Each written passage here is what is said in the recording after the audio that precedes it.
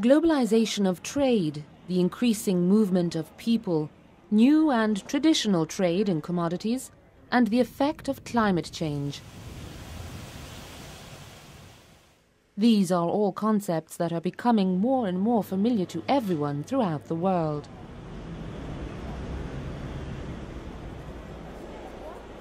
However, how many of us truly understand what the implications are of the lack of dialogue and controls between countries to limit the inherent risk of exporting pests while traveling and trading? New fruits and vegetables are appearing where they've never been before. And while that's a good thing, it also harbors some risk. The risks are associated with pests and diseases that can come from different countries to another country, and they travel along with the new fruits, vegetables, and nursery plants. So the increased risk really stems from the world becoming a smaller place. The International Plant Protection Convention was created to limit the spread and introduction of pests and to protect plant resources. It now has 177 contracting parties, including the European Union, by different agencies, and aims to secure cooperation among nations in protecting global plant resources and the environment. How did this come about? The base of the IPPC goes back to the 19th century. Then there were enormous introductions of plant pests, potato late blight, phylloxera of grapevine, and those led already at that time to some international agreements and trials to get to further agreements. This all culminated in the International Plant Protection Convention, which was adopted in 1951. At that time, after the Second World War, there was still hunger in Europe, and there was much trade in agricultural produce over the whole world. That created by a number of countries the fear again of introduction of new pests and diseases. And as a result of that, they started negotiation on the IPPC. In the mid-1990s, the IPPC was officially recognized by the World Trade Organization under the SPS agreement as the plant health standard-setting body.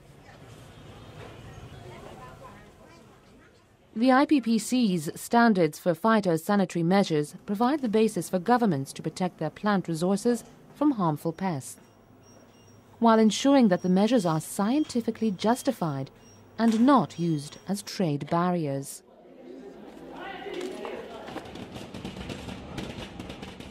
The IPPC has brought order into the chaos of plant quarantine.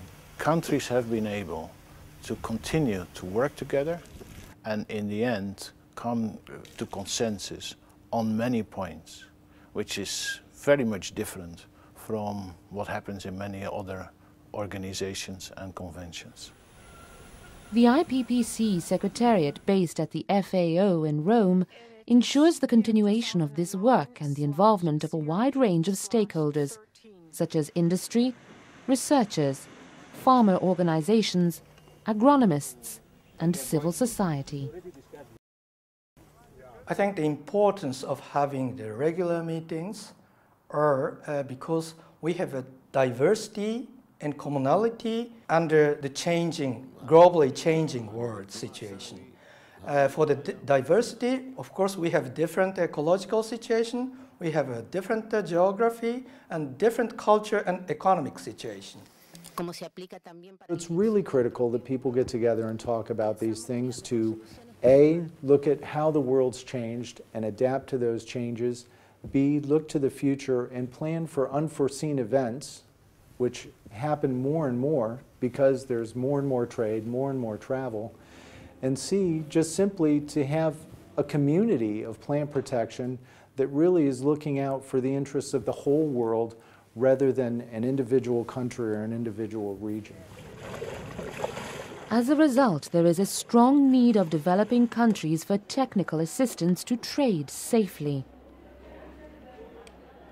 This is one of the critical concerns for IPPC.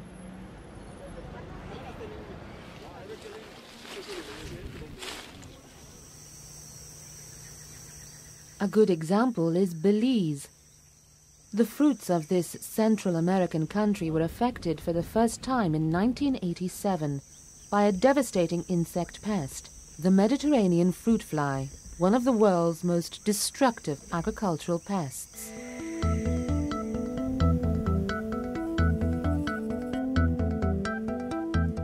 At that time, investors were planting papayas, a commodity for export to the United States. Following the infestation, the entire country was placed under quarantine because there wasn't a comprehensive national surveillance program for detection and reporting on the actual areas of infestation. The export to the US ceased, causing serious effects to Belize's economy.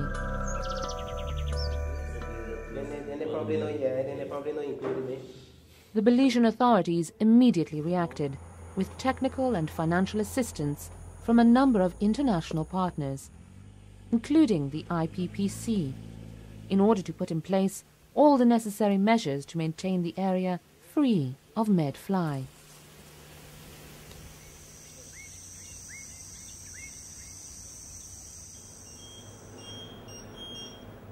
The estimated cost for Belize for this program is around $500,000 per year.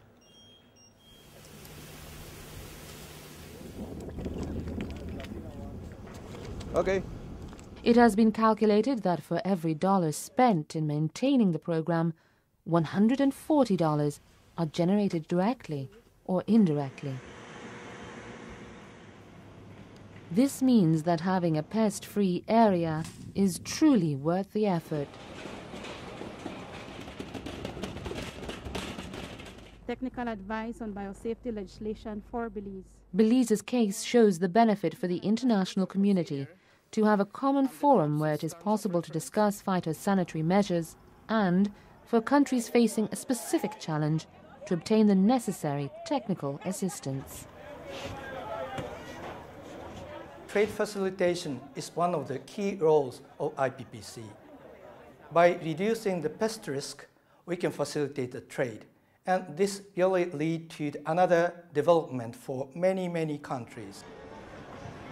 I think the donor community could focus on that tools to evaluate those countries' strong point and weak point through the evaluation tools we are developing.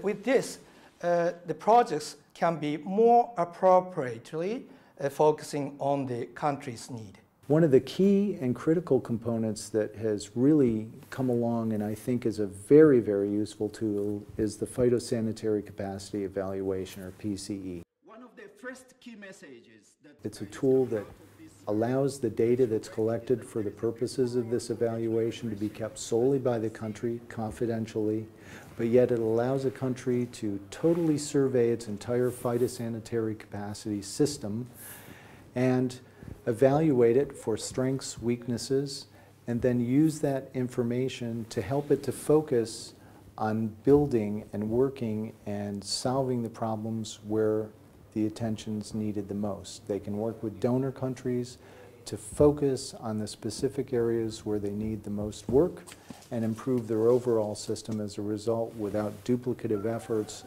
or other types of activities that might not be as effective. It's a real useful tool, and I can't say enough to encourage countries to take advantage of this.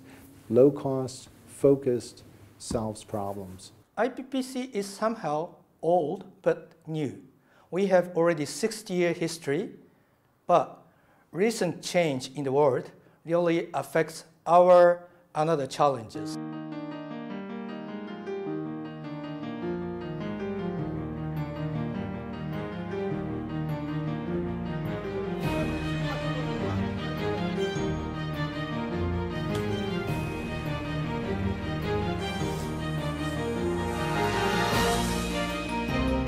kind of support.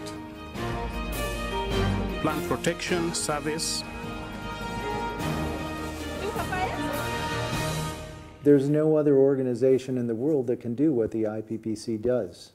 It's a place where all the plant protection organizations from around the world can get together, talk, sometimes argue, sometimes disagree, but ultimately come up with standards that are useful for safe and fair trade between countries developing and developed around the world.